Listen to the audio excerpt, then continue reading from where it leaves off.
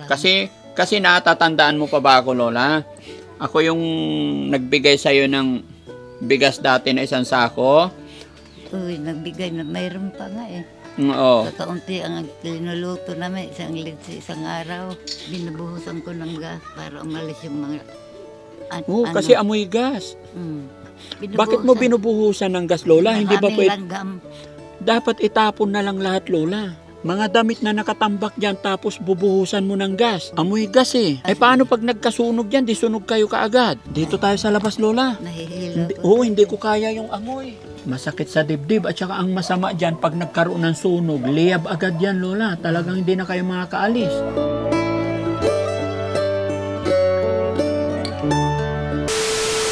Parang yan yung nasa may waiting shed ah. Parang yan yung nasa waiting shed to, yung Lola oh. Ay, oo. Di ba yan yun? Sana na papunta si Lola. Sapin natin. Hinto mo nga. Nakakaawa talaga mga kababayan. Ito nga. Ito yung Lola na natulungan na natin mga kababayan. May anak na isa pero namatay kasi anak nila.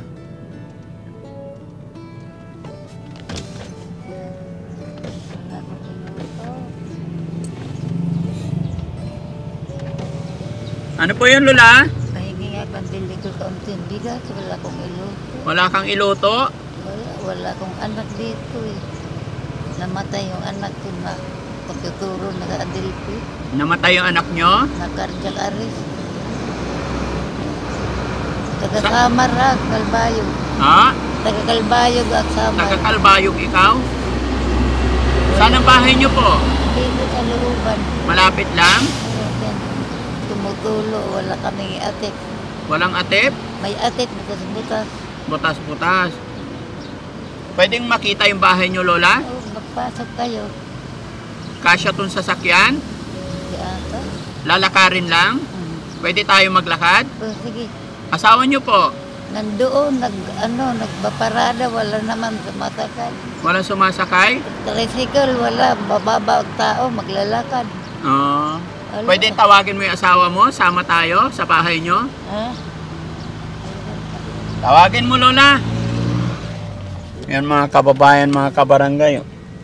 Si Lola na natulungan na namin. Ngunit siya talaga ang sadya namin mga kababayan dahil gusto kong malaman ang kanyang buhay. Pero hindi niya na ako nakilala. May sumakay na pasahero. So pwede tayong pumunta sa bahay mo? O, pwede. Lakarin na lang? Lakarin na lang. Ilang oras lakad, Lola? Malapit lang. Malapit lang. Sige, sama ako. Okay lang? Ayun na.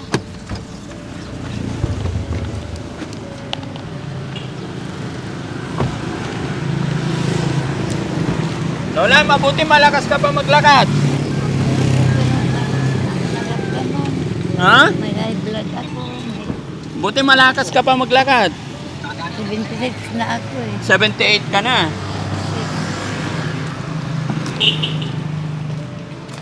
Ano kasi namumulot ako buti kung umaga. Po? Namumulot ako buti pag umaga. Namumulot ka ng bote pag umaga Oo, kabili lang ako bigas. para makabili ka ng bigas. Oo. Wala bang tumutulong sa inyo, Lola? Wala. Wala? Wala kami na mag-asawa, mag-ano. Asawa ko 77 nila. Ilang taon na asawa nyo? 87 na. Ha? 87. 87. Tatricycle pa. Nagtatricycle pa rin. Hindi napapagod? Papagod pero tiis. Tiis.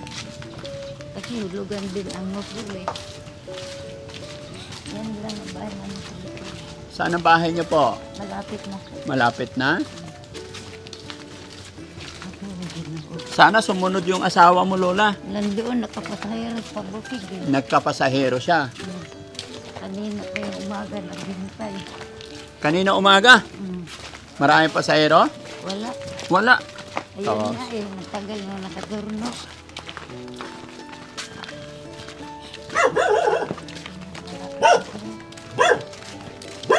Dito na tayo. Oh, sige.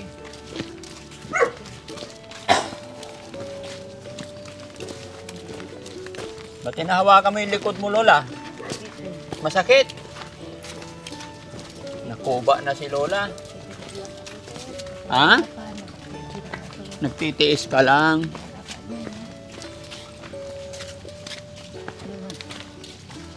Bakit namin natabi ko.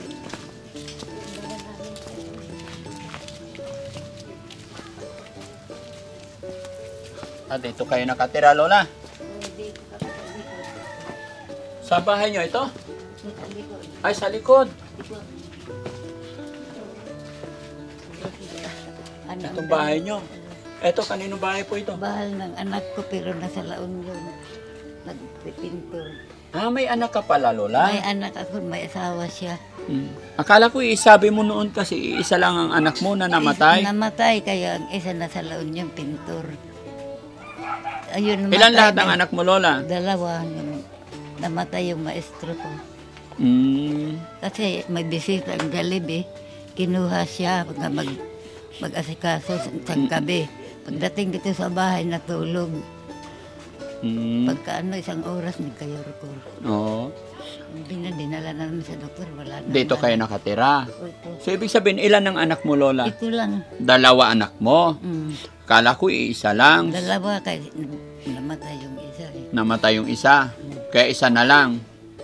May tatlo din anak na pinapaaral. Ay, yung anak niyo po. Mm. Oo. Nagpipintura lang. Kasi natatandaan mo pa ba ako, Lola? Ako yung nagbigay sa'yo ng bigas dati na isang sako. Uy, nagbigay na mayroon pa nga eh. Oo. Kakaunti ang linuluto namin, isang litsi, isang araw.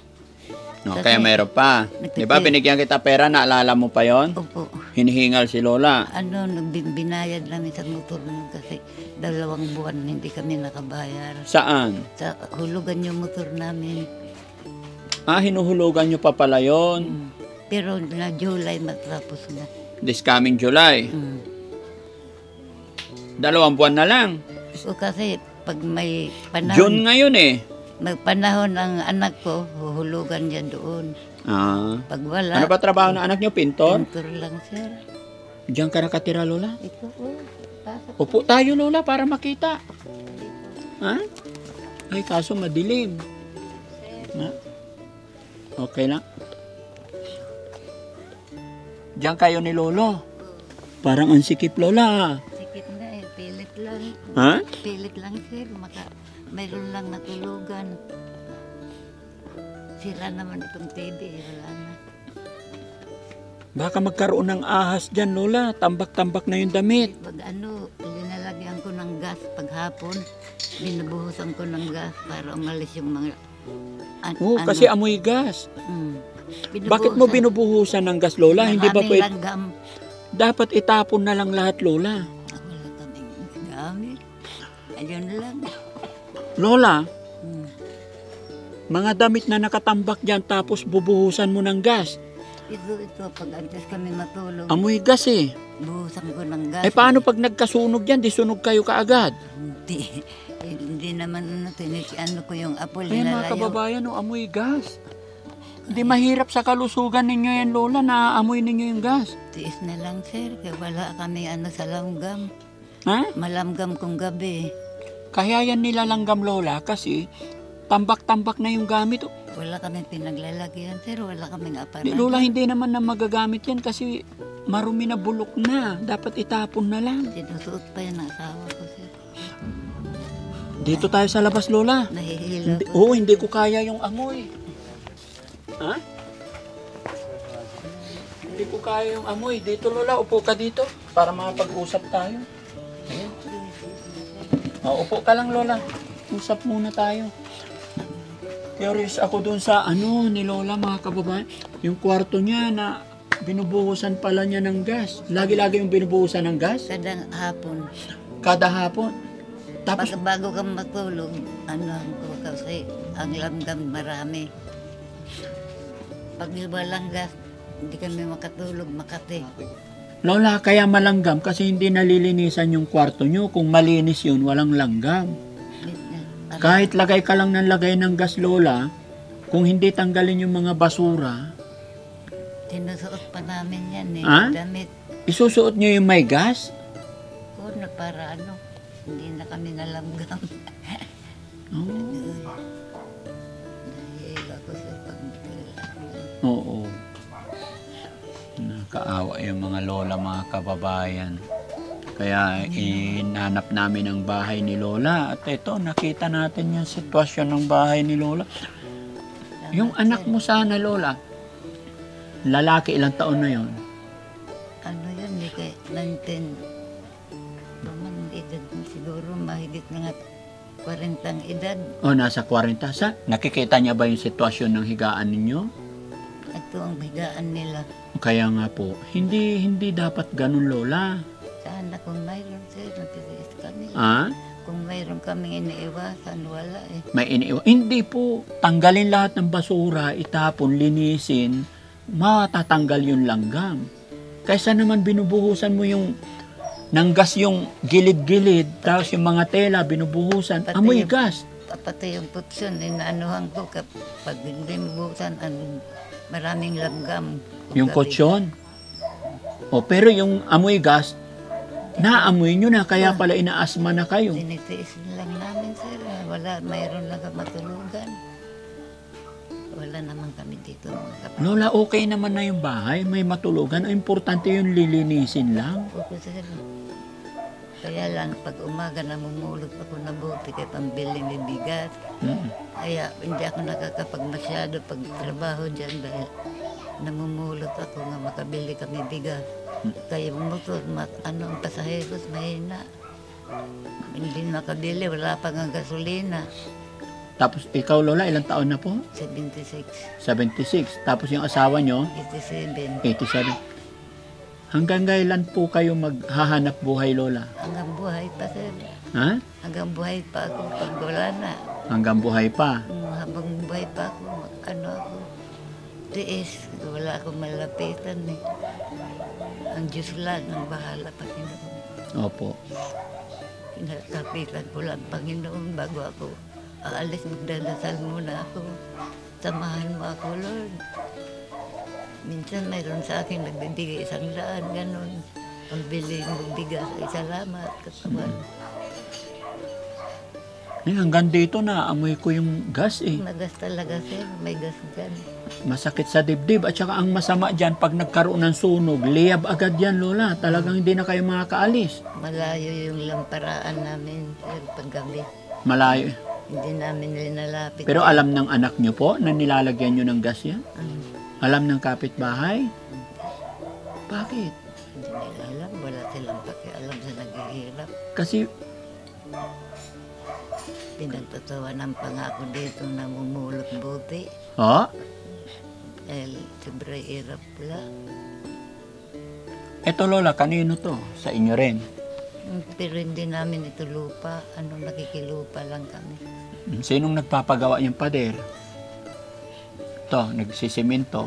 Yung anak ko noon, nabuhay pa. Yung anak mo, nung buhay pa. Nagsildo siya 6 na buwan. Opo. Ginamit namin dito. Wala na, nagbigla naman namatay. Ginawa ko. Sayang. Pero yun ang problema, Lola. Kahit ako hanggang ngayon, sumasakit na yung dibdib ko sa amoy gas. Linisin ko sir, pag muna ako mamaya. Ha? Linisin ko yan mamaya, alisin ko yung mga damit na hindi na gagamit. Oo, ang dami-daming damit. Sako-sako. Kasi wala kaming aparador eh. Dapat, Lola, i-dispose na yung hindi na magagamit para kasi doon nagtatago yung... Oo nga, sir. Ito sa kahon, hindi na rin Sinsya na kayo mga kababayan, hindi talaga ako makamove on doon sa amoy gas yung kwarto nila. Masakit sa dibdib. No? Pero okay, Lola. Kaya ako nandito, kaya ako hinanap yung bahay mo kasi nga napansin ko na sa edad ninyong yan, naghahanap buhay pa. Opo, sir. Ayan, so may dala ako ulit na bigas. Salamat, sir. Paabot nga isang bigas. Salamat, sir. Ang sa loob, sir. Oh. Ito, patay mo yun. Para hindi ka na, hindi ka na araw-araw gumagala, Lola. Salamat, sir. Makahinga ako. Ha? Makahinga ako paghanap buhay ng buti. Opo. Kaya magbigas na ako. Huwag ka munang gumala, lalo tag-ulan. Hindi lang yan, Lola. May grocery pa. Yung grocery. Salamat, sir. Pakibuksan nga, lagay sa lamesa lahat.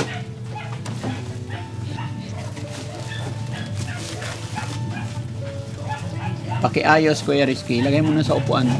Lubok. Ayusin nyo muna.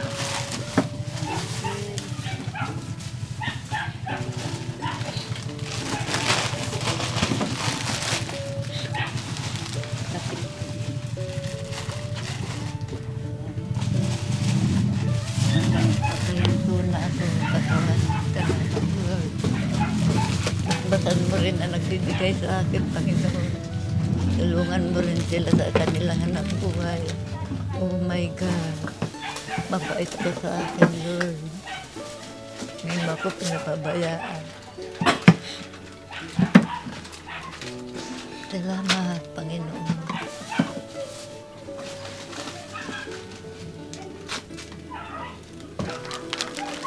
Ayan, Lola, may mga gatas pa, ha?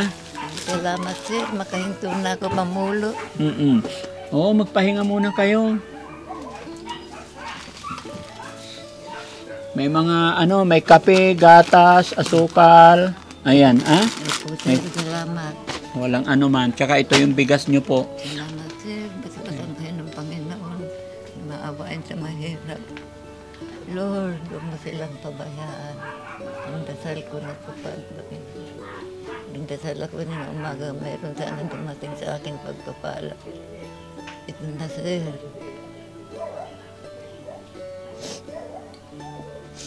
Salamat, Panginoon. Sige, Lola, ha? Sige, Alis sir. na po kami. Sige, sir. Hindi ko na mahihintay yung asawa nyo. Sabi nyo po, may hinatid na pasahero. Meron doon sila. Ay, itong bigas, dito na lang? Dito na lang. O buhatin doon? Hindi na, ipaalisa ko na lang mamaya pagdating. Oo. Kaya pa ng asawa nyo? Wala namang kukuha dyan eh. Ay, walang kukuha. Kasi ito naman ang bahay nyo. Ano po? So, ayun mga kababayan, mga kabarangay, nakita natin ang sitwasyon ni Lola. Yun lang ang naging big question sa akin. Yung... Kayo lang ang nakakabigay sa akin ng ganito. Po? Kayo ang nakakabigay sa akin ng ganito. Sana basbasan kayo ng Panginoon. Wala ibang tao dito nagbibigay, kayo lang. Bakit? Alam mo naman ang mga tao dito. Pinagtatawa ng pangako nga namumulot ng buti. Tititiis ko lang, walang iba. Hayaan mo na yun, Lola. Basta laban lang tayo. Kaya kapit lang sa Panginoon. Tama. No? Oh. Bago ako matulog, bago magising, kayo nagdadasal ako. Kaya salamat dumating na ang pagpapala.